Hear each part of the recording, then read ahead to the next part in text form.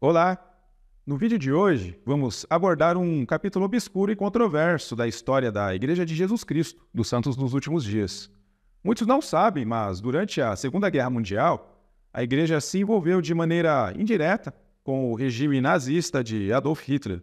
E o impacto dessa relação ainda reverbera até hoje. Você sabia que a Igreja Sud teve dificuldades em se posicionar contra o nazismo e, em alguns momentos, até tentou harmonizar o nacionalsocialismo com seus próprios ensinamentos? Vamos explorar como a Igreja, em vez de se opor ao nazismo, colaborou indiretamente com a propagação da ideologia ariana por meio de seus centros de genealogia.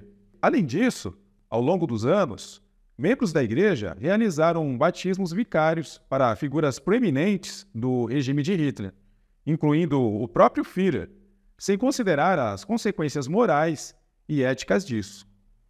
Através de relatos históricos, documentos e análises, vamos questionar a postura de uma igreja que se dizia guiada por um profeta, vidente e revelador, mas que falhou em discernir os perigos de apoiar um regime totalitário.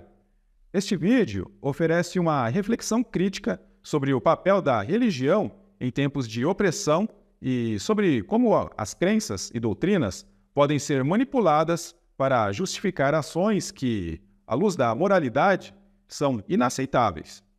Fique até o final para entender como essa parte sombria da história da Igreja Sud nos leva a refletir sobre as lições que devemos aprender para não repetir os erros do passado. Vamos começar.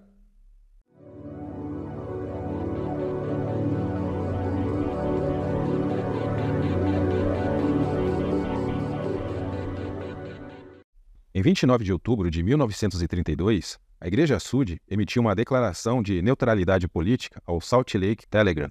A declaração dizia: líderes Sud não tomam partido nas próximas eleições. A primeira presidência da Igreja Sud emitiu a seguinte declaração no sábado: recebemos relatos de que nossos nomes estão sendo usados por políticos em apoio ou contra candidatos e partidos na atual campanha política. Gostaríamos de deixar bem claro que, em nossa capacidade oficial, não apoiamos nem opomos a nenhum candidato ou partido. Não oferecemos nenhum conselho aos membros da Igreja que possa ser considerado partidário em sua natureza. Nós pedimos a todos um uso imparcial, inteligente e honesto do voto, mas não tentamos influenciar a escolha de nenhum eleitor. Além disso, desaprovamos o uso de qualquer ala ou instalação da Igreja em favor ou contra qualquer interesse partidário ou político. Confiamos que todas as autoridades e oficiais da Igreja cooperarão conosco em um esforço para manter oficialmente uma atitude de neutralidade e justiça que não justificará nenhuma crítica ou ofensa por parte de candidatos ou partidos opostos na presente eleição. Em vista dos relatos que estão circulando, gostaríamos de dizer que o resultado da próxima eleição não terá influência na seleção de um conselheiro para a presidência da Igreja, pois a escolha foi feita meses atrás e é aceita, sujeita apenas à aprovação dos membros da Igreja, quando chegar o momento adequado. Herbert J. Grant, Anthony W. Ivins e Roger Clauson. Em 21 de novembro de 1932, o Deseret News expressou ceticismo sobre a possibilidade de Hitler implementar suas políticas se fosse eleito chanceler da Alemanha. O artigo afirmou: o programa de Hitler repudiaria o Tratado de Versalhes e não pagaria mais dívidas de guerra. No entanto, esse passo já foi dado pelo governo nacionalista. Ele acabaria com as rendas não merecidas, e isso significa uma mudança fundamental na vida econômica. Ele ameaça executar aproveitadores, expulsar estrangeiros sujos e privar judeus de seus direitos. Mas, se ele chegar ao poder, provavelmente não colocará em prática nenhuma dessas doutrinas evolucionárias. Parece que a Igreja não estava se preparando para os eventos que se desenrolariam e os profetas videntes da Igreja não temiam o que estava por vir. A ideia de Hitler de se opor ao comunismo parecia soar muito bem aos ouvidos dos líderes da Igreja. 3 meses depois, em 9 de fevereiro de 1933, o jornal alemão Seine Zeitung publicou uma reportagem sobre o capitalismo mórmon em Utah, mencionando: a vida econômica do estado de Utah, no qual os mórmons desempenham o papel principal, sofreu relativamente pouco com a crise. Isso se deve à administração econômica e previdente da Igreja Mórmon. Esta estranha seita, cuja outrora muito discutida poligamia não consegue mais atrair seguidores hoje. Evoluiu de uma comunidade inicialmente comunista para um importante empresário no Ocidente. O atual presidente da Igreja, dos Santos dos Últimos Dias, Herbert J. Grant, não é apenas o líder espiritual dos Mormons. mas também o chefe de uma corporação poderosa e enérgica, com um capital de 50 milhões de dólares. Ele e seus apóstolos são, em outras coisas, o presidente de uma grande empresa que, com a ajuda dos apóstolos, dos bispos e de outros líderes da igreja, possui lojas de departamentos, um grande número de casas e fazendas, bem como 3 jornais e extensas propriedades de terra. O próprio Herbert G. Grant lidera a classe com a sutil distinção entre santidade e negócios seculares. Um outro jornal nazista, o Arit Rundschau, fez uma comparação negativa entre mormons e judeus, afirmando: judeus e mormons. Quem nunca ouviu falar desse culto? Eles se autodenominam mormons. Até recentemente eram grandes anunciantes e seu fundador, Joseph Smith, foi assassinado por causa de seu modo de vida e de suas práticas comerciais malignas. Tipicamente judeu? Bem, na capital do estado Mormon, Salt Lake City, os judeus, como nos dizem muitas das nossas fontes judaicas, desempenham um papel bastante significativo. Embora o seu número não seja superior a 1.600, os judeus geralmente devem sua posição elevada ao fato de que, de acordo com seus ensinamentos, os mormons se consideram efraimitas, ou seja, descendentes da tribo judaica de Efraim, e se descrevem como primos dos judeus. Consequentemente, todos os líderes mormons se autodenominam filhos de Israel, e em suas palestras e publicações, nenhuma palavra é tão comum quanto Israel. É provavelmente por isso que a relação entre mormons e judeus sempre foi muito amigável. Os mormons também se veem como um povo perseguido e atormentado por causa de sua fé, e por isso se sentem duplamente relacionados com os judeus. Por exemplo, toda uma série de livros sobre a relação entre mormons e judeus já foi publicada pelos primeiros. Todos esses livros têm como lema o ditado que o chefe da missão Mormon Oriental, B.H. Roberts, disse em um sermão: chegou o tempo em que Judá não afligirá mais Efraim, e Efraim não atormentará mais Judá. Portanto, não é surpreendente que a mistura entre judeus e mormons ocorresse com bastante frequência, especialmente nas cidades de Salt Lake City, Chicago e Nova York. Os mormons procuraram ansiosamente batizar um grande número de judeus e aceitá-los em suas fileiras. O que também é bastante estranho é o fato de o primeiro judeu a tornar-se governador de um estado americano, Simon Bamberger, ter sido o governante do estado mormon. É também um fato que, por ocasião dos sangrentos motins na Palestina em 1929, os mormons realizaram comícios de protesto emocionantes e que um número particularmente grande de judeus trabalha como professores na Universidade de Utah. Por que estamos compartilhando esses fatos? Para mostrar quantas formas diferentes o judeu assume para travessuras e tenta capturar o povo ariano em suas redes. A maior atenção e vigilância para com esta perigosa mistura racial é dever de todo ariano, especialmente porque também existem alguns mormons na Alemanha. Com base nessas notícias, a Gestapo, que era a polícia secreta da Alemanha nazista, pediu mais esclarecimentos sobre os ensinamentos da igreja. Oliver Heyer Budge, presidente da missão Alemanha-Áustria, respondeu à Gestapo com uma declaração sobre as crenças da igreja, que incluía o seguinte: 8 de setembro de 1933, anúncio da polícia secreta do Estado. Senhores, após nossa conversa de ontem e em resposta ao seu pedido, apresento-lhes a seguinte breve declaração a respeito de a Igreja de Jesus Cristo dos Santos dos Últimos Dias. O nome da nossa igreja é a Igreja de Jesus Cristo dos Santos dos Últimos Dias, muitas vezes chamada de Mormons. Embora a palavra Mormon seja apenas um termo depreciativo, nós a reconhecemos quando a ouvimos. Este nome deriva de um livro de mesmo nome, que foi traduzido a partir de placas de ouro, nas quais estava gravada a história dos habitantes da América. Afirmamos que é a primeira história autêntica dos povos das Américas, que remonta a 600 anos antes de Cristo. Especificamente, este livro é a história dos índios americanos. A carta é longa e apresenta mais informações sobre a igreja. O presidente da missão menciona as regras de fé, destacando a 12ª regra, que se tornará um lema da igreja na Alemanha. A carta diz: acreditamos na submissão a reis, presidentes, governantes e magistrados, obedecendo, honrando e apoiando as leis. Mais adiante, Budge informa a Gestapo que a igreja deseja coexistir com o governo nazista, afirmando: eles, ou seja, os membros da igreja, são ainda instruídos a serem dignos de serem contados entre os melhores cidadãos do país e a apoiarem, no sentido mais amplo da palavra, os decretos e leis da cidade, estado e país em que residem. As autoridades da nossa igreja não têm instruções ou conselhos a dar em relação à política partidária. Deixam os membros livres para se associarem ao partido de sua escolha. Em qualquer caso, ensinamos que o partido atualmente no poder e as leis estabelecidas no país são apoiados pelos membros da igreja. Temos a nossa própria igreja e as nossas próprias convicções quanto ao que ela prega, e esperamos ser capazes de cumprir as nossas convicções em prol da nossa salvação eterna, desde que não contradigamos as leis existentes do governo. A postura da igreja em apoiar o governo nazista diferenciava de outras religiões, que priorizavam a obediência aos princípios morais do grupo, acima da obediência cega às leis e governantes. Por exemplo, as Testemunhas de Jeová mantiveram firmes seus princípios morais. Michael Berenbaum, um historiador e estudioso do Holocausto, analisou a perseguição que sofreram sob o regime nazista da seguinte forma: as Testemunhas de Jeová foram isoladas e hostilizadas a partir de 1933. Suspeita e assédio se transformaram em perseguição amarga, pois as testemunhas se recusaram a se render.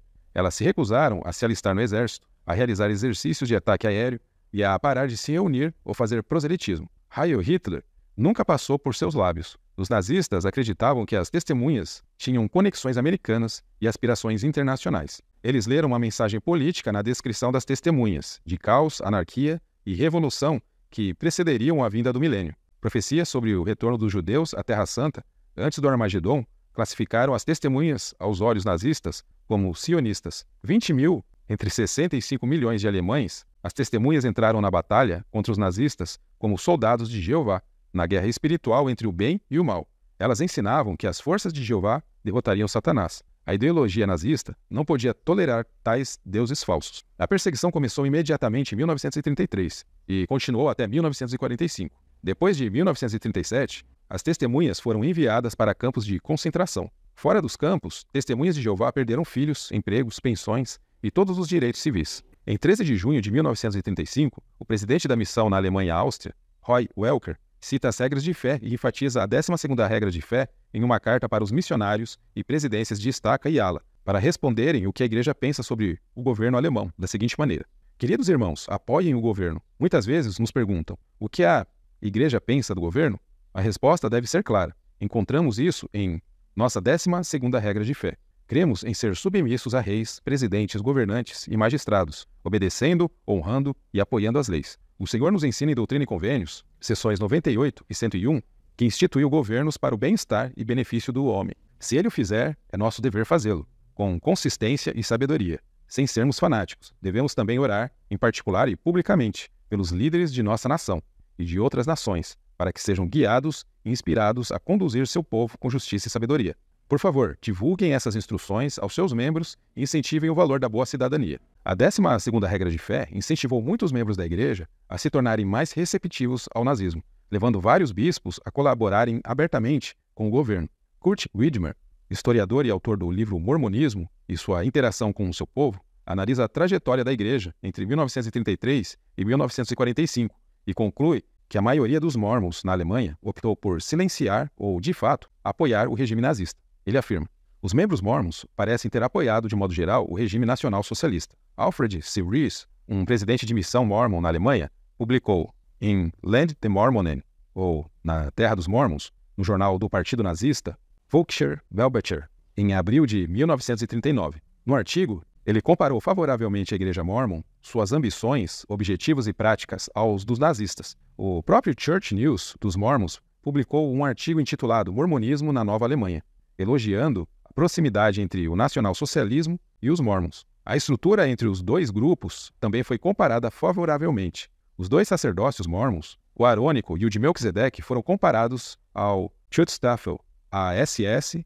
e ao Sturmabteilung, a SA, enquanto os Gauleiters se tornaram presidentes de estaca. Entre a liderança da missão da Alemanha Ocidental, muitos sentiam que Hitler havia sido divinamente enviado para estabelecer a ordem unida antes do retorno de Jesus e do estabelecimento do reino milenar. Com o partido sendo tido em tal estima, não parece ter havido quaisquer sanções contra. Mormons, que eram membros do Partido Nacional Socialista dos Trabalhadores Alemães, a NSDAP, ou membros do Partido Nazista, que eram mormons. Enquanto a liderança mormon era simpática aos nazistas, os nazistas também eram simpáticos aos mormons. As formas de apoio exigidas pelo governo incluíam orações nas reuniões da igreja, que destacavam a necessidade de apoio ao governo alemão, e bênçãos para seus líderes. Em resposta a uma acusação de que a igreja poderia estar associada a grupos não autorizados pelo governo, o secretário da missão alemã austríaca, Roy E. Babel, escreveu à Gestapo, esclarecendo que a igreja não fazia parte do denominado movimento de Sexta-feira.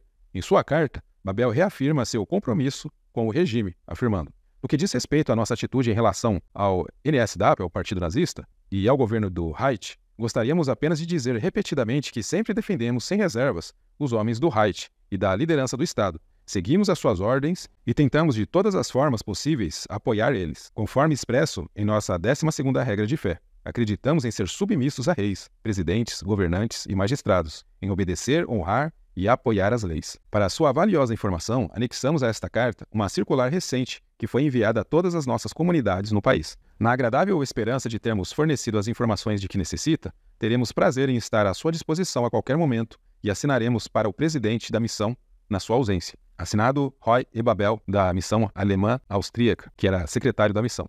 O Deseret News, em 27 de janeiro de 1936, registrou que os missionários da igreja estavam treinando a seleção alemã de basquete para as Olimpíadas de Berlim.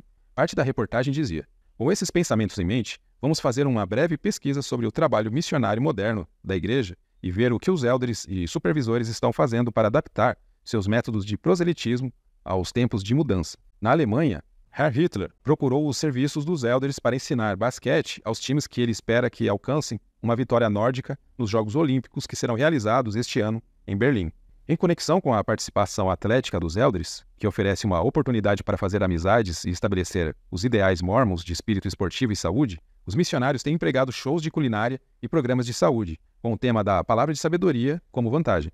Aqui vemos os missionários da igreja, jogadores de basquete, levantando a mão em saudação a Hitler, a famosa saudação Heil Hitler, em apoio ao governo. A estratégia da igreja de usar meios públicos para promover sua imagem não foi bem recebida pelo governo alemão. Em 5 de maio de 1936, o governo solicitou esclarecimentos sobre os interesses publicitários da igreja. O Arquivo Federal do governo alemão registrou: Polícia Secreta do Estado Prussiana, Delegacia de Polícia Secreta do Estado. Berlim, 5 de maio de 1936. Carta ao chefe ou representante no escritório da Delegacia de Polícia Estadual em Kiel. Assunto: seita Igreja de Jesus Cristo dos Santos dos Últimos Dias, Mormons. Por causa do aumento da atividade publicitária na seita mencionada por missionários estrangeiros, especialmente americanos, uma reunião com os representantes sêniores dos Mormons ocorreu no escritório da Polícia Secreta do Estado em 30 de abril de 1936. Durante esta reunião, os representantes foram informados de que, no caso de atividade de propaganda anti-estatal, seriam tomadas as mais rigorosas medidas policiais estatais contra a seita. Os representantes prometeram parar qualquer atividade de propaganda intrusiva e subversiva por parte de pregadores estrangeiros através de declarações gerais a seitas individuais. Solicito, portanto, que, por enquanto, não sejam tomadas medidas individuais contra os missionários americanos que ali trabalham. Contudo, a seita ainda pode ser observada. No caso de novas atividades anti-estatais, solicito um relatório. Apesar do monitoramento por parte do governo alemão, muitos mormons na Alemanha se identificavam com o regime nazista em diversos aspectos. Steve Carter, em seu livro, faz a seguinte consideração: paralelos doutrinários e compatibilidade. Dito isto, não se pode negar que os mormons e os nazis partilharam, por coincidência e não de propósito, algum terreno doutrinal comum, e ambos estavam conscientes das semelhanças, e foram os paralelos que reforçaram a ilusão mantida pelos mormons alemães. Entre as opiniões partilhadas pelas duas partes estava a ênfase na investigação genealógica, na família e na importância da saúde. Muitos mormons também viam vários programas nazistas como semelhantes aos seus, como um dos programas de Hitler conhecido como Eintopf Sonntag, ou Ensopado aos Domingos, no qual os participantes preparavam uma refeição modesta e doavam o que economizavam para o programa de bem-estar nazista, uma prática semelhante ao tradicional domingo de jejum mórmon. Essas comparações fortaleceram o sentimento em muitos membros de que o nazismo era um regime em muitos aspectos inspirado pelas semelhanças e paralelos que constantemente eram feitos nos noticiários. Em dezembro de 1933, um artigo de jornal foi escrito na seção Church News do Deseret News. O título do artigo era Mormonismo na Nova Alemanha. Este artigo elogiou o novo regime de Adolf Hitler e procurou comparar a glória dos ensinamentos Sud com a nova doutrina do nazismo, que estava se espalhando pelas nações alemãs. O autor do artigo, Dale Clark, não foi o único mormon a elogiar abertamente Hitler e a Alemanha nazista. Muitas outras publicações mormons, incluindo The Millennial Star, foram usadas para comparar e constatar o mormonismo com a Alemanha nazista. No artigo, Dale Clark elogia Hitler por não ingerir bebida alcoólica, não fumar e ter uma vida quase vegetariana, elogiando sua saúde e ter uma mente brilhante ao fato de viver de forma indireta a palavra de sabedoria, além de outras comparações. O início do artigo diz: a ascensão do movimento hitlerista na Alemanha fez com que muitos temessem que a atividade religiosa e a obra missionária encontrassem oposição desastrosa. Desde que o Partido Nacional Socialista chegou ao poder, algumas seitas foram proibidas ou restringidas, mas as atividades na Igreja Mórmon continuaram praticamente da mesma forma que antes. Na verdade, podem ser vistos vários paralelos interessantes entre a Igreja e algumas das ideias e políticas do nacional-socialista. Um amigo da igreja, em Danzig, conta como vários de seus amigos nazistas estavam tentando pressioná-lo a aderir ao movimento da suástica. O seu trunfo para mostrar a originalidade e o gênio político do partido de Hitler foi o método brilhante que empreenderam para pôr a campanha de caridade para este inverno.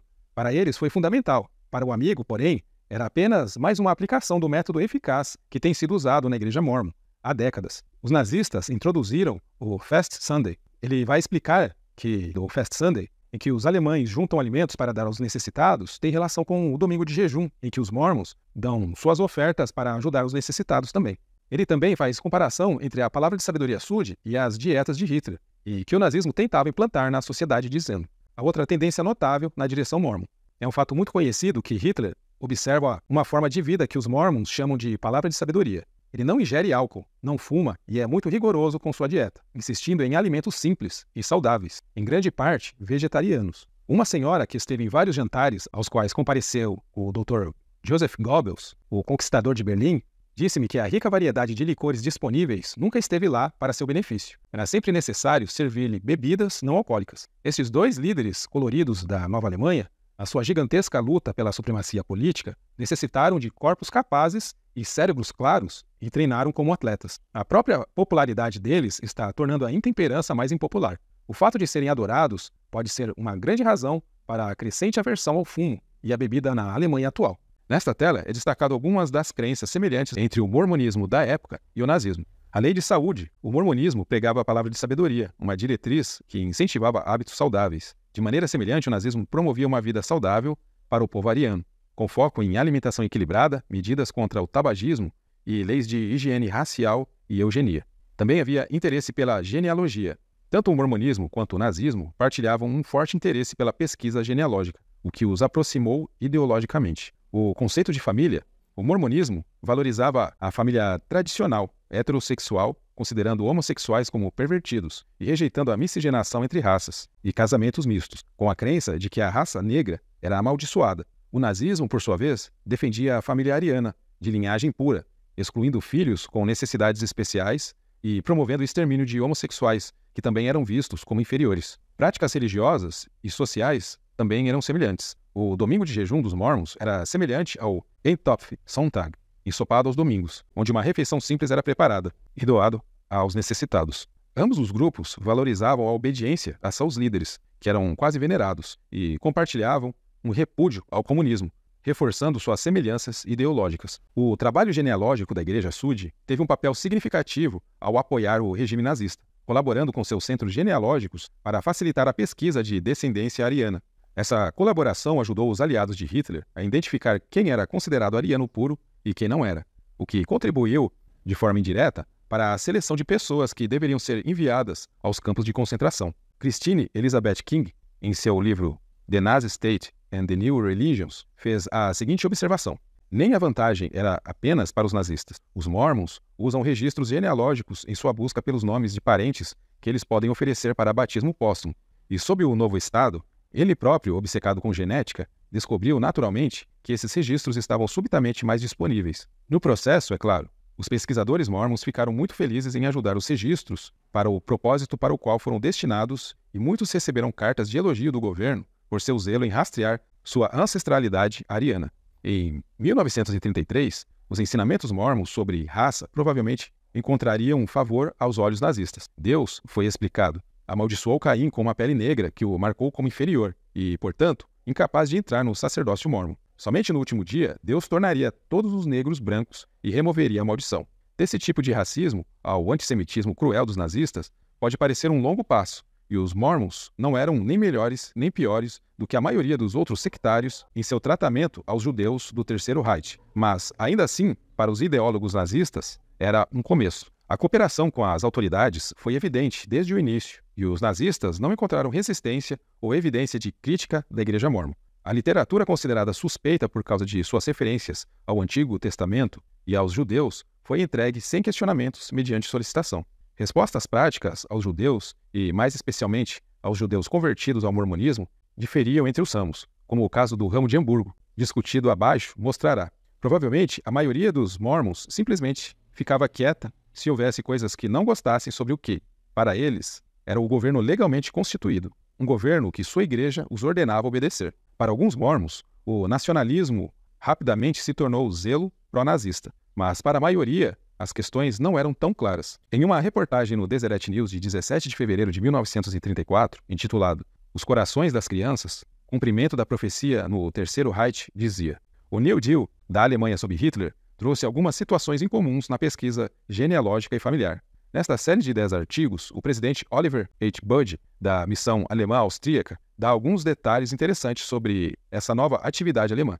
Um dos maiores cumprimentos de profecias que já testemunhei está sendo realizado diante de nossos olhos aqui na atual Alemanha renascida. Essas palavras ressonantes de Malaquias, nos 2 últimos versículos do Antigo Testamento, tiveram uma grande influência no Terceiro Reich. Nossos membros, que antes eram ativos, agora têm a oportunidade de visitar aulas especiais fornecidas pelas escolas e faculdades da cidade onde vivem. Em Berlim, nossa Sociedade Genealógica de Berlim fez acordos especiais com a Academia Técnica, por meio dos quais pôde enviar 15 ou 20 de seus membros para lá, para instrução. Aqueles que já estavam engajados no trabalho estão trabalhando mais duro. Aqueles que não sabiam o que era genealogia, agora estão aprendendo. O fato de cada funcionário ter que ter seus mapas genealógicos faz com que o governo facilite a obtenção deles por essas pessoas. Nossos membros aproveitaram essa oportunidade e receberam muitas informações valiosas a respeito da mesma. A entrada nas várias paróquias foi facilitada. Escrever para pastores foi bem sucedido porque eles foram obrigados a responder cartas escritas para informações genealógicas. Assim, uma nação inteira e uma potência mundial se voltaram com uma só mente para seus pais. Bem, de acordo com a reportagem do Deseret News, a pesquisa genealógica em busca da raça ariana parecia cumprir a profecia de Malaquias, de que o coração dos filhos se voltariam aos seus pais. Um artigo no Deseret News de 9 de setembro de 1933 também fez referência ao trabalho genealógico sendo feito para a descoberta da raça ariana. O artigo diz que inicialmente a liderança da igreja se recusou, mas posteriormente viu com bons olhos a busca genealógica da raça e chegaram a receber cartas de elogio pelo seu patriotismo em ajudar o povo alemão. O texto diz: muitos dos que sentiam a maior ansiedade sobre serem capazes de continuar suas atividades religiosas estão descobrindo que, pelo menos, um ramo de seu trabalho na igreja recebeu sua maior bênção desde a adoção do hitlerismo pela Alemanha. Sempre foi possível para os trabalhadores genealógicos entrarem nos arquivos da igreja, reconhecida por rastrear registros familiares. Quando o bispado soube da intenção, o acesso aos registros era frequentemente negado. Agora, devido à importância dada à questão racial e à quase necessidade de provar que a avó não era judia, os velhos livros de registro foram desempoeirados e estão prontos e esperando por nós. Nenhuma pergunta é feita. Na verdade, alguns dos santos, em vez de serem recusados pelo bispado, agora receberam as cartas de incentivo, elogiando-os por seu patriotismo. Todos os trabalhadores genealógicos que estão interessados em rastrear a história da família na Alemanha devem aproveitar a oportunidade incomum atual. Daley Clark. Na Conferência Geral de 4 de abril de 1939, Melvin J. Ballard, um apóstolo da igreja, chegou a afirmar que Hitler era um instrumento nas mãos de Deus para conduzir os judeus à Terra Santa. O trecho do seu discurso dizia: "Eu olho para o judeu. Apesar de toda a sua angústia e perigo através dos tempos que passaram, ele parece estar em outro perigo, e ainda assim vejo a mão de Deus nisso. Ele deveria ir para a sua terra natal, para a terra prometida para Judá, para a Terra Santa, e eles estão indo, embora muitos deles estejam indo como nossos pais vieram para o Oeste, voluntariamente porque tiveram que fazê-lo. Até Hitler é usado como instrumento nas mãos de Deus, para conduzi-los para onde o Senhor os deseja." É notável que, naquela conferência, os membros levantaram as mãos em apoio a Melvin J. Ballard como um apóstolo de Jesus Cristo e um revelador. J. Reuben Clark, um membro da primeira presidência da igreja na época, expressou repetidamente seus sentimentos antissemitas em relação aos judeus. Em uma carta a Robert Hoover, datada de 14 de maio de 1942, Clark fez comentários abertamente antissemitas. Ele afirmou: "Embora eu não veja como você poderia fazer isso sabiamente, talvez você não o faça sabiamente, mas sinto que seu livro não está completo e não apresentará um quadro completo e verdadeiro, a menos que você descreva o efeito sinistro que os judeus tiveram em conexão com a elaboração do Tratado de Versalhes, no desenvolvimento da situação que levou à guerra atual e na condução desta guerra desde que ela começou. Até onde posso julgar a situação, eles estão dominando completamente toda a nossa política governamental neste momento. Eles são brilhantes, eles são capazes, eles são inescrupulosos e eles são cruéis. Eles são essencialmente revolucionários, mas eles não são estadistas. Estou inclinado a pensar que eles, como uma raça, estão semeando dentes de dragão neste país. E se assim for, a colheita que eles colherão será tão terrível, se não mais, do que qualquer outra que eles colheram em qualquer outro país do mundo. Eu deveria esperar que você pudesse achar possível, se você sentir o mesmo perigo que eu sinto, dizer algo que despertasse nosso povo para o perigo deles. Em 8 de janeiro de 1943, Reuben Clark expressou a James H. Moyle suas preocupações sobre a ameaça que, segundo ele, os judeus representavam para a Constituição dos Estados Unidos. Ele declarou: "Irmão James H. Moyle, tivemos uma longa conversa, 1 hora e 45 minutos, com o irmão Moyle. Ele veio perguntar por que é que eu pensava que a Constituição dos Estados Unidos estava em perigo. Como afirmei no meu discurso na última conferência de outubro. Ele contou sobre seu início humilde. Eu contei a ele sobre o meu. Finalmente, disse-lhe que a nossa Constituição estava ameaçada por causa das tendências comunistas, patrocinadas principalmente pelos judeus. Ele disse que não conseguia compreender a receptividade do presidente à influência judaica. Eu disse que a Constituição estava ameaçada pelo aumento do poder executivo." A respeito desse viés antissemita de Clark, D. Michael King fez o seguinte comentário: "Nestes poucos e sensacionais exemplos de radicalismo judaico, o presidente Clark pensou ter percebido o caráter básico do povo judeu. Ele disse ao ex-presidente Hoover, em 1942, que os judeus são essencialmente revolucionários, mas não são estadistas. 32% dos americanos entrevistados compartilhavam sua opinião. No entanto, houve proeminentes opositores judeus ao marxismo e ao comunismo, enquanto o antissemitismo floresceu na União Soviética. A manchete de um jornal de Salt Lake City dizia: 'Revelado o antissemitismo sob o domínio soviético.' Rubin possuía um livro sobre esse assunto da Liga Judaica Americana contra o Comunismo. No entanto, ele nunca alterou a sua avaliação política do povo judeu. Aparentemente, ele aceitou o argumento de outro livro de sua biblioteca de que a afirmação do antissemitismo soviético era uma grande mentira.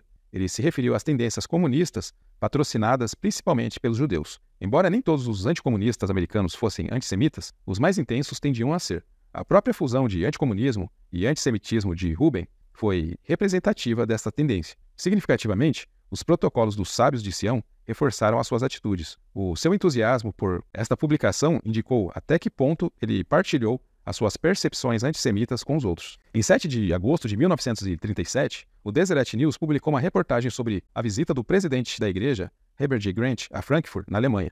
O artigo, como de praxe, começa demonstrando ampla veneração ao líder da igreja, um verdadeiro culto à personalidade, dizendo: tipificando o amor dos santos da missão suíço-alemã pelo seu amado presidente e profeta, Herbert J. Grant, aproximadamente 1000 deles reuniram-se num grande e apropriadamente decorado salão em Frankfurt, Alemanha, para ouvir a sua mensagem. Muitos deles percorreram longas distâncias de ônibus para estarem presentes nesta ocasião. A congregação consistia de membros da seção sul da missão suíço-alemã. Quando a reportagem diz que o salão estava apropriadamente decorado, parece que, na verdade, a decoração estava mais para dividir o culto, tanto ao profeta como também ao regime de Hitler.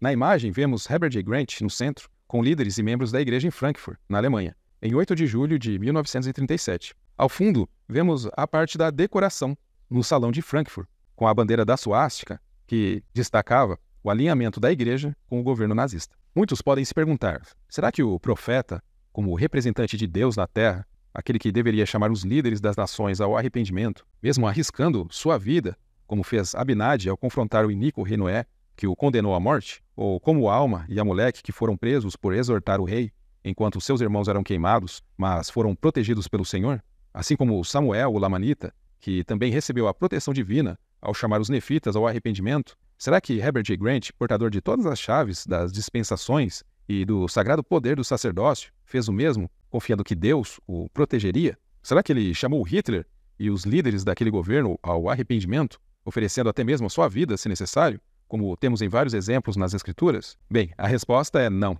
De acordo com os registros dos manuscritos da missão alemã austríaca, Herbert J. Grant enfatizou a obediência à 12ª regra de fé, que exige submissão ao governo, mesmo sendo este um regime opressor. O registro relata: o evento de coroação do dia foi o discurso do presidente Grant para esta, a maior audiência que já se reuniu de uma só vez durante toda a história da missão. Consistiu em uma apresentação magistral das crenças da igreja, conforme contidas nas regras de fé, que foram apresentados nesta ocasião principalmente para o benefício dos muitos amigos presentes. A tradução deste discurso foi tratada de forma excelente pelo intérprete da missão, Herbert Klopfer. Os 4 discursos foram intercalados com hinos corais do coro distrital de Berlim, sob a direção do elder Friedrich Wernick, a Gestapo monitorou a visita de Grant e fez as seguintes considerações conforme relatório da Polícia Secreta Alemã. Polícia Secreta do Estado. Seguindo nossa carta, de 15 de julho de 1937, enviaremos a você um relatório anexado por nossa colega, senhorita Pike, sobre o discurso proferido pelo presidente, Sr. Grant, da Igreja de Jesus Cristo dos Santos dos Últimos Dias, para sua informação. Você também receberá algumas das publicações que foram distribuídas nessa ocasião. Relatório sobre a visita, a palestra proferida pelo presidente Sr. Grant, da Igreja de Jesus Cristo dos Santos dos Últimos Dias, em 18 de julho de 1937, no Lever House, na Alexanderplatz, que era uma praça local. No domingo, 18 de julho de 1937, às 20 horas, fui à reunião da Igreja de Jesus Cristo dos Santos dos Últimos Dias, que aconteceu no grande salão do Lever House, na Alexanderplatz. O salão e as galerias estavam lotados. Pode ter havido cerca de 200 a 300 pessoas, a maioria das quais eram membros. Depois de alguns cânticos e breves testemunhos de líderes, irmãos, o secretário do presidente, o presidente da missão inglesa e o presidente da missão alemã-austríaca, o presidente da igreja, Sr. Grant, falou. O discurso, proferido em inglês, foi muito bem traduzido para o alemão por um intérprete, visto que, como disse o Sr. Grant, uma grande parte dos presentes não eram membros da igreja. Ele fez um relato das origens da seita mórmon, listando as regras de fé e testificando sobre cada um deles. O público incluía principalmente homens mais velhos e especialmente mulheres, mas também um número surpreendentemente grande de jovens. Eles ouviram com grande devoção as palavras de seu apóstolo, como era chamado. Estava também presente um grande número de mães com filhos, alguns com menos de 1 ano de idade. As opiniões dos mormons e as regras de fé da sua confissão não se enquadram no nosso tempo e na nossa Alemanha nacional socialista. Pelos folhetos anexos que foram distribuídos na saída, você pode ver que a coisa toda é muito exagerada e bastante primitiva, mas é justamente aí que há a grande atração e, portanto, perigo para as pessoas comuns. Penso que é possível que o judaísmo e possivelmente a maçonaria possam usar esta seita como ferramentas para os seus planos. General Pike, em 8 de setembro de 1937, o Salt Lake Tribune citou Roy A. Welker, ex-presidente da missão alemã austríaca, minimizando a ameaça da Alemanha nazista na Europa. Ele fez a seguinte afirmação: as possibilidades de eclosão de qualquer guerra extensa na Europa foram descartadas. Na terça-feira, por George D. Piper, superintendente-geral do Sindicato da Escola Dominical Sud Deseret, e Roy A. Welker, ex-presidente da Missão Sud, alemão-austríaca, em seu retorno a Salt Lake City, após extensas estadias no continente. O regime nazi, na Alemanha, é caracterizado por uma marcada ordem e tanto o governo como o povo opõem-se fortemente à guerra, disse Welker. Os relatos das atividades nazistas publicados em jornais e revistas americanos mostraram forte preconceito, afirmou. Em outra parte da reportagem, Welker diz: judeus declarados mais seguros. Os judeus estão hoje mais seguros na Alemanha do que em muitas outras partes do mundo, disse Welker. É verdade que os nazis estão a trabalhar para segregar os judeus, mas de resto são bem tratados. A antipatia dos nazis pelos judeus e o ódio ao comunismo estão na raiz da maior parte da propaganda contra aquela nação, continuou ele. Parece que o espírito de revelação estava passando bem distante dos limites regionais que esses líderes eram responsáveis em cuidar. Na última conferência, antes do início da Segunda Guerra Mundial, não houve qualquer preocupação por parte do profeta, como vidente e revelador, em fazer previsões ou oferecer orientações aos membros, especialmente na Alemanha. O discurso de Grant estava mais centrado no sentimento de crescimento da igreja. Um dos destaques de sua fala foi: estamos crescendo esplendidamente. Há um sentimento de absoluta confiança. Não há medo de nossa parte do triunfo final da obra de Deus. Isso é muito gratificante de fato. Apesar desse otimismo sobre o crescimento da obra de Deus, o discurso frequentemente alimentava a ideia dos membros de que a pedra, sem auxílio de mãos, estava rolando, mas ao mesmo tempo pedindo para os membros empurrarem a pedra. Até hoje, a igreja tem números inflacionados de membros, não representando a verdadeira realidade, pois muitos registrados não são sequer membros ativos. Além disso, a igreja mantém registro de pessoas não localizadas até a idade de 110 anos, mesmo que a média de vida da população mundial esteja bem abaixo disso, o que favorece seus números. Atualmente, a igreja representa menos de 0,3% da população mundial, e seu crescimento tem sido inferior ao da população mundial em geral, conforme os registros do Widows Meat Report. O mais preocupante é que, em nenhum momento, Grant menciona ou alerta os membros sobre os perigos da guerra iminente e como isso afetaria o trabalho missionário, o que estava prestes a diminuir. Assim, seu discurso de confiança no crescimento do Evangelho Sud não refletia a realidade que estava prestes a se desenrolar. Com o advento da guerra, os missionários precisaram ser evacuados. De acordo com David F. Boone, em uma publicação da BYU Studies, ele comenta sobre a evacuação dos missionários em 1939, dizendo: as tensões na Europa foram novamente despertadas quando Hitler enviou tropas alemãs para a Polônia e os aliados ocidentais declararam guerra à Alemanha em 3 de setembro de 1939. No meio desses desenvolvimentos, os missionários seguiram os procedimentos da sua experiência anterior para evacuarem para um local seguro. Desta vez, porém, a sua evacuação foi complicada por variáveis adicionais não experimentadas anteriormente. Mobilização de milhares de soldados, militarização dos sistemas de transporte e comunicação, declaração da lei marcial e a própria eclosão da guerra. Além disso, vários países vizinhos, desejando permanecer neutros e não querendo a responsabilidade pelos numerosos refugiados, fecharam as suas fronteiras a estrangeiros. Se o profeta tivesse realmente utilizado seu dom de vidência e revelação, a evacuação de membros e missionários poderia ter ocorrido de maneira mais tranquila.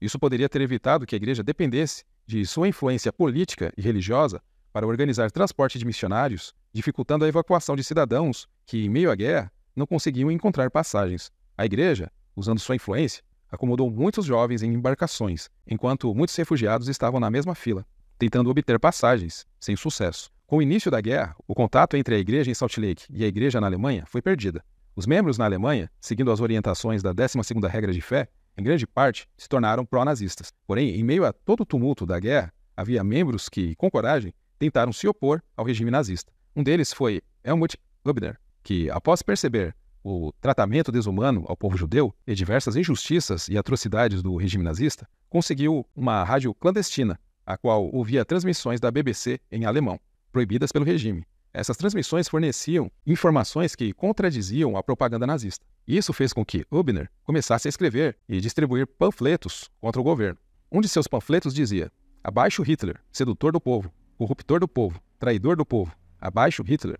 Isso levou o jovem a ser acusado de alta traição e submetido a torturas e, em um julgamento militar, foi condenado à morte. Em 27 de outubro de 1942, ele foi condenado à morte e executado aos 17 anos. Em sua última carta para a irmã Mary Sommerfeld, antes de sua execução, Helmut expressou sua fé na igreja, escrevendo: "Querida irmã Sommerfeld e família, quando você receber esta carta, eu estarei morto. Mas antes da minha execução, um desejo me foi concedido, escrever 3 cartas para meus entes queridos. Quero agradecer pela carta que você me enviou, querida irmã Sommerfeld, que eles esconderam de mim.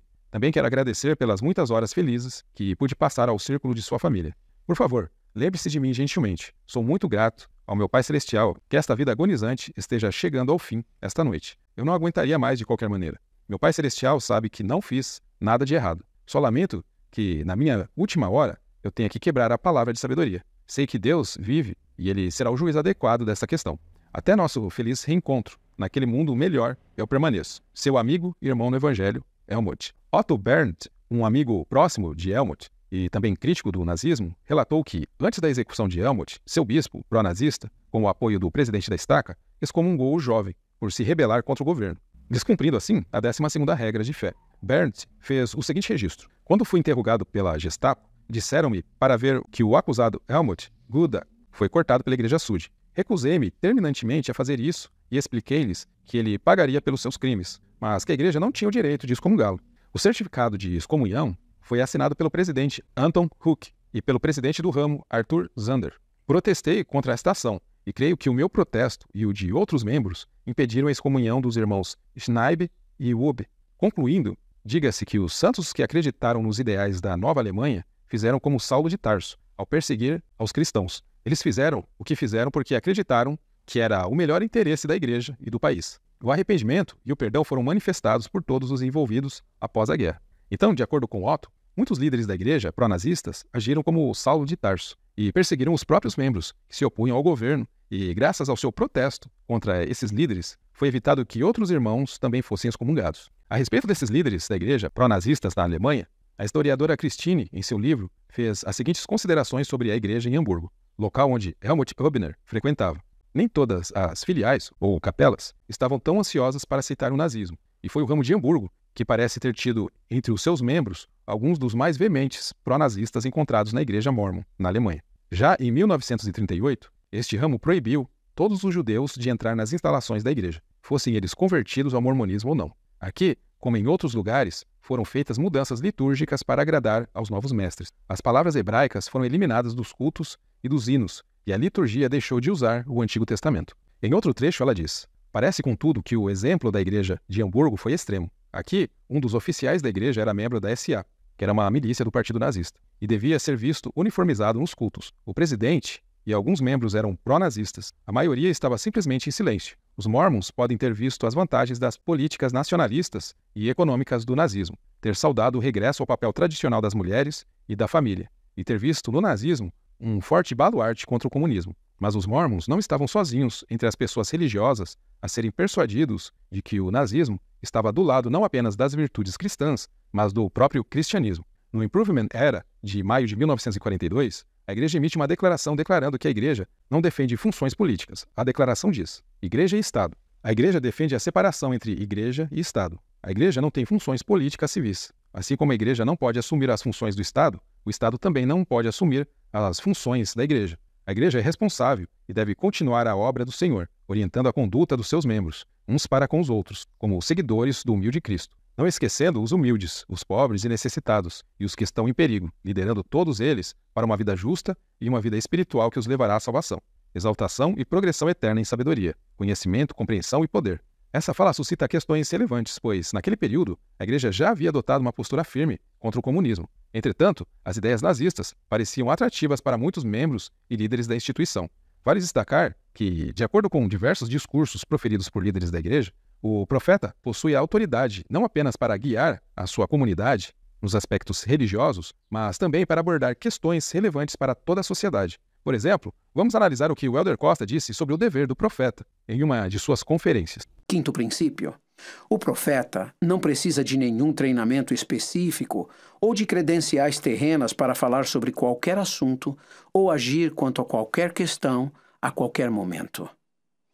Essa perspectiva apresentada por Elder Costa levanta a reflexão sobre a responsabilidade do profeta em se manifestar claramente em tempos de crise e em relação a regimes opressivos. Apesar de a igreja tentar se eximir de tomar uma posição clara em relação ao nazismo, assim como fazia com o comunismo, ela começou a se posicionar de maneira mais firme em relação à guerra, finalizando sua declaração com as seguintes palavras: assim, a igreja é e deve ser contra a guerra. A própria igreja não pode travar a guerra, a menos e até que o Senhor emita novos mandamentos. Não pode considerar a guerra como um meio justo de resolver disputas internacionais. Estes deveriam e poderiam ser resolvidos com a concordância das nações, através de negociações e ajustamentos pacíficos. Vemos aqui uma posição mais política da igreja do que uma posição de uma instituição que reivindica falar por Deus. Aparentemente, Deus não tinha nada para falar sobre o nazismo de forma oficial até aquele momento. Momento esse que a 12ª regra de fé já tinha influenciado muitos membros a se sentirem atraídos pelas ideias de Hitler. O diário de J. Reuben Clark,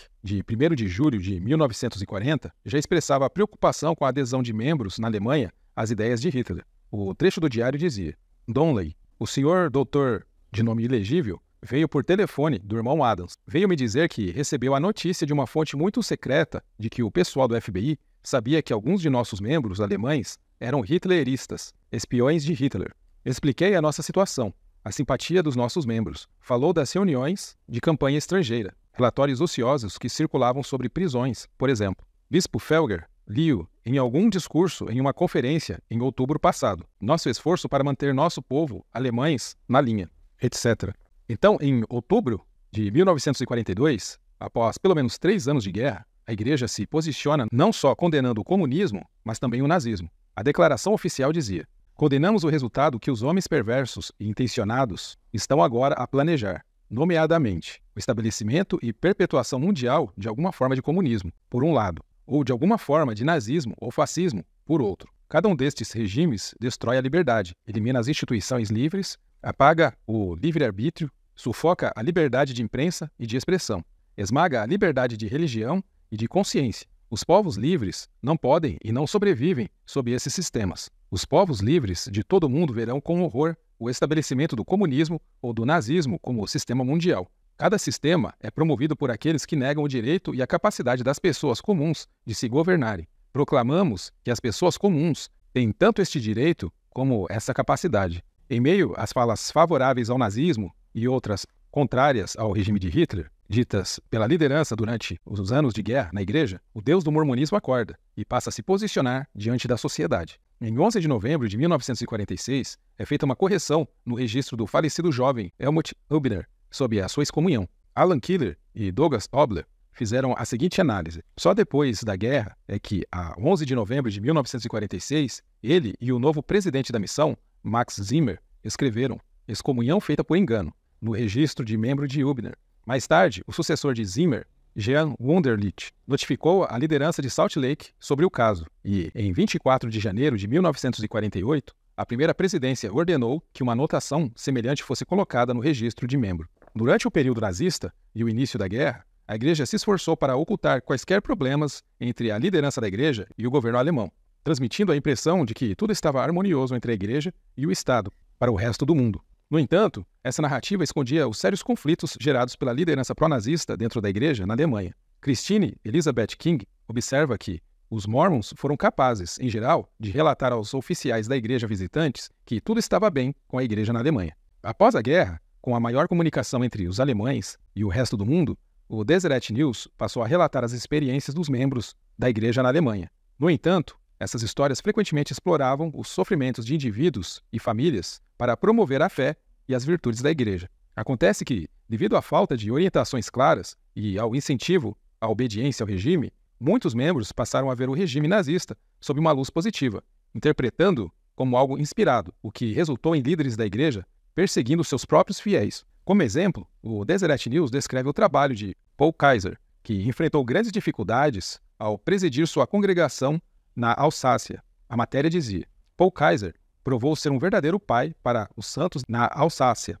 Durante os primeiros 2 anos após a ocupação pelos alemães, ele teve dificuldade em presidir seu ramo, porque alguns dos irmãos presidentes da missão da Alemanha Ocidental, sob a qual ele foi colocado, eram 100% nazistas e tentaram pregar o nacional-socialismo em vez do Evangelho de Jesus Cristo quando visitaram sua filial. Os santos foram convidados a orar pelo Führer em suas reuniões e em suas casas e a considerá-lo como um homem divinamente chamado, que teve que preparar o mundo para a ordem unida. Muitas coisas tolas devem ter sido ditas por esses irmãos e as pessoas nem sempre sabiam qual era a posição da Igreja nesse assunto como igreja. Eram a favor do nazismo. Foram feitas tentativas de harmonizar o hitlerismo com as doutrinas da Igreja, até mesmo para provar que o Partido Nazista foi organizado segundo o padrão de nossa Igreja. O Führer era como um presidente da Igreja, a qual deveria dever obediência cega. A SS foi comparada ao Melquisedeque e a SA ao sacerdócio arônico. Os Gauleiters para os presidentes de estaca, os Kreis e Blockleiters para nossos professores de ramo, etc. Foi uma boa coisa ter o irmão Paul Kaiser lá, que não podia ser convertido ao nazismo, mas agarrado à barra de ferro, ele finalmente conseguiu e os irmãos o deixaram em paz, e ele dirigiu o ramo, segundo a velha ordem das coisas. Esses conflitos e problemas poderiam ter sido evitados se houvesse um profeta vidente revelador mais claro e direto, capaz de orientar e prever os perigos que a Igreja enfrentaria logo no início. Em vez de usar a 10ª regra de fé como muleta para se eximir de se posicionar sobre o regime que Hitler queria impor. A confusão entre membros e líderes sobre a posição da Igreja em relação ao regime nazista foi resultado de uma interpretação errônea do contexto, especialmente porque o regime de Hitler era visto como oposto ao comunismo. Isso levou alguns a acreditar que o nazismo fosse benéfico. Essa situação revela como, muitas vezes, os sentimentos, apesar de bons, podem distorcer a verdade, fazendo com que aquilo que parece certo, em um dado momento, com o tempo, se revele como falso. Em 4 de setembro de 1993, Adolf Hitler recebeu seu batismo vicário no templo e completou todas as ordenanças de selamento com sua esposa, Eva Braun, em 14 de junho de 1994, necessárias para sua exaltação. Diante de protestos, a Igreja removeu as ordenanças feitas a Hitler de seus registros. Além de Hitler, Rudolf Hess, líder do partido nazista, também recebeu as ordenanças do templo. Heinrich Himmler, um dos principais arquitetos do Holocausto, teve suas ordenanças realizadas, assim como Paul Joseph Goebbels, defensor do extermínio de judeus durante o Holocausto. Hermann Göring, uma das figuras mais poderosas do partido nazista, também foi batizado e pode ter se tornado apto a herdar um dos reinos de glória Súdia. A Igreja também enfrentou críticas por permitir o batismo de milhares de vítimas do Holocausto. Mesmo após um acordo com a Federação Judaica, essas cerimônias continuaram gerando ainda mais controvérsias e uma reportagem no New York Times destacou a situação. Um trecho da reportagem afirmava: ontem, as autoridades mormons disseram que iriam reeditar uma ordem de 4 anos que proíbe os membros da Igreja de incluir vítimas judias do Holocausto nas cerimônias batismais. Além disso, a Igreja Católica em procurar e remover os nomes de cerca de 380 mil vítimas judaicas do Holocausto, para as quais tais cerimônias foram realizadas, do seu índice genealógico internacional, que lista 147 milhões de nomes. Ao longo desse vídeo, exploramos uma parte obscura da história da Igreja Sud, que envolve sua relação com o regime nazista durante a Segunda Guerra Mundial. Uma das questões mais controversas foi o uso dos centros de genealogia da Igreja para ajudar a identificar os arianos, um processo que facilitou, de forma indireta, a propagação da ideologia nazista. Enquanto a liderança da Igreja acreditava que a profecia de Malaquias, de converter o coração dos filhos aos seus pais, estava acontecendo. Isso revela não apenas uma falha ética, mas também uma falta de discernimento quanto ao impacto de suas ações em tempos tão sombrios. Embora a Igreja afirmasse agir de boa fé, é difícil ignorar o papel que seus recursos e influência desempenharam em um regime que buscava a supremacia racial. A omissão da Igreja em se posicionar contra o nazismo, especialmente no início da guerra, também levanta questões graves. A Igreja Sud se orgulha de ter um profeta vidente revelador, uma figura espiritual que deveria ser capaz de discernir os perigos e desafios que o mundo enfrentaria, incluindo os horrores do regime nazista. No entanto, por anos, a liderança da Igreja manteve uma postura de silêncio, ou, em alguns casos, até uma aparente simpatia em relação ao regime por parte de alguns líderes. Isso não apenas falhou em proteger os membros de sua fé de interpretações distorcidas do Evangelho, mas também permitiu que ideias totalitárias, como as do nazismo, encontrassem um espaço confortável dentro de suas comunidades. Um dos maiores problemas surge da 12ª regra de fé, que ensina que os membros devem obedecer aos governos sob as quais vivem, desde que isso não contrarie os mandamentos de Deus. Em tempos de governos tirânicos, como o regime de Hitler, essa doutrina pode criar sérios dilemas morais. A obediência cega a um governo opressor pode facilmente ser confundida com a obediência a Deus, por meio de suas regras. Muitos membros, influenciados por essa interpretação equivocada, foram levados a acreditar que apoiar Hitler e seu regime era, de alguma forma, justificável dentro do contexto de sua fé. Isso levou a confusões profundas e trágicas, com alguns membros da Igreja até se tornando nazistas, ignorando os valores centrais do Evangelho. Apesar do sofrimento, para as testemunhas de Jeová, o período do nazismo é um capítulo de sua história que traz orgulho à sua comunidade, por não abrirem mão de seus valores morais defendidos, enquanto que, para o mormonismo, é um capítulo que não merece muitas recordações e nos faz refletir até que ponto a 12ª regra de fé merece ser levada a ferro e fogo. Será que em regimes opressores, essa regra poderia legitimar regimes ditatoriais a fim de beneficiar a organização religiosa apenas? O que aprendemos com isso é que, como instituição religiosa, é essencial que a liderança tenha a coragem moral de se posicionar contra o mal, independentemente da popularidade ou das pressões externas. A história nos ensina que a moralidade e a justiça não podem ser moldadas por governos corruptos ou ideologias opressoras, e que devemos estar vigilantes para não permitir que qualquer doutrina ou regra de fé seja manipulada para justificar a obediência cega a regimes que violam os direitos humanos. Concluo com as considerações da historiadora Christine Elizabeth King, que disse: os mormons alemães, em geral, comportaram-se como cidadãos alemães, conservadores e nacionalistas e apoiaram Hitler em políticas que pareciam bastante alinhadas com os princípios de disciplina e autoajuda tão centrais na vida de sua igreja. O nazismo era, acreditavam os mormons, um governo legalmente ordenado e, portanto, tinha que ser obedecido. A obediência não foi difícil, uma vez que as alternativas, o comunismo ou a anarquia, pareciam perigosas e antipáticas para a visão de mundo mormon. Nos vemos no próximo vídeo.